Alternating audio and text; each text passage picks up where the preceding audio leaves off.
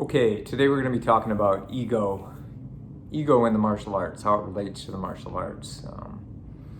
And it's often said that if you join the martial arts, you develop better character. You decrease your ego, you become a better person. But the dark side is that sometimes people don't. Some people get into martial arts because they're bullied or picked on, or they have sometimes, sadly, teachers who are bullies or parents who kind of push them around and tell them what to do and what to get into. And then when they get older or they get their black belt or something, they become, what they what they didn't like in the beginning. So sometimes they become kind of like that themselves. They develop an ego and think that that's what they should do. That's kind of the dark side. But there are good times too, good things too, when people get rid of their ego. But you see this sometimes, especially like in things like sport, like MMA. There's a lot of good sportsmanship, but there's a lot of bad sportsmanship and puffing up the egos. And I guess it makes sales. It sells the pay-per-view and things like that. But it certainly doesn't imply that you should have get rid of your ego. It shows that ego is something to be promoted. Sometimes when you go to like martial arts tournaments, you'll see parents yelling at their kids to do better or upset with them if they don't do better. And like showing them that their worth is how well they do with that, And although we all want them to do better, making that their value, as in that's the only thing that makes them worthwhile, and it builds up their ego, thinking that that's it. And then if they have that, if they're strong at that and that's their ego, then they will be something finally.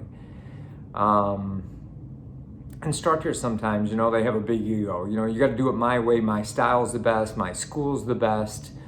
Do what I say. Things like that. But really, I think we should probably be a little more humble. But, so there's a school ego, there's a style ego, like jujitsu is better than striking, or striking is better than jujitsu, or whatnot, or, whatever your preference is. Most schools have a preference to their own system.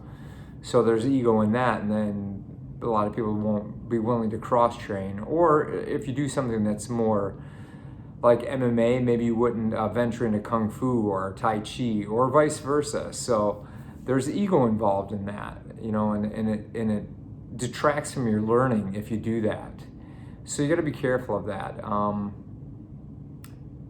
Sometimes people who are bigger, they fight and they pick on people who are smaller, or people who are younger pick on people who are older. Not even pick on, but like when they're sparring, they kind of like beat them. It builds up their ego, and sometimes that might be the vibe of the school. Or like black belts, when they get their black belt, they think they're big stuff. Or you see judges at tournaments who like to sit in the center seat, or they like to everyone to watch them, and think that they're really important, but in my opinion, that's not what the martial arts is all about. And I think sometimes competition fosters that. Sometimes saying like, well, you getting that first place is what martial arts is all about. But think about this. What if martial arts build up your character? What if martial arts decreased your ego so that you didn't need to feel superior to others, so that you knew that we all had value, or at least potential value, and that we could all help each other to get better. So you could help me to get better, I could help you to get better, we could help everyone to get better, and without the ego, we wouldn't have to fight so much, we wouldn't have to have so much resistance, that we could just improve each other. And we could be happy for each other's wins, and then when I win, you can be happy for me, and then when you win, I'll be happy for you, and we just keep improving. And that's probably the most healthy environment you could have in the martial arts. Where people, have less ego. I've seen people, I can think of a couple specific examples without naming names, of people that I used to look up to. And, they were fighters, and these are people I personally knew. And they were pretty humble coming up, but they didn't beat everybody. And then once they started to become like champions, true champions, where they could beat just about everybody, you started to get a different vibe from them. You started to get the sense that they were really getting a little bit cockier, and there's this argument that like you need to be a little cockier, you need to have an ego in order to do that. But I would say you don't.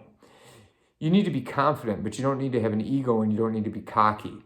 But you do need to be confident, and they're not the same thing. So that kind of gave me a bad feeling with those people, like it was like, man, I used to respect you, but now, you're just this, you change, even though your skill has increased to this really superior level. Your attitude and the way you carry yourself is not the same. It's not as good, and you've deteriorated in that fashion. So anyway, just something to think about. Try to decrease your ego. Make yourself humble. Be open to learning everything and try to improve everybody. Don't be in such a big competition or feel like you need to dominate somebody all the time. There might be a time and a place for that, but man, it should be pretty rare. If we can help each other to grow, all of us to grow, and we all help each other, it's going to be a much better place, and we can develop our skill. It's not martial arts versus martial arts. It's martial arts against the world. It's against the bad people in the world that are trying to cause us harm or hurt us. So we want to be good to each other and train ourselves so we can be prepared for, the worst things if they ever happen. So I hope this is some food for thought for you. And if you could like, share, and subscribe, I would appreciate it. And thanks for watching.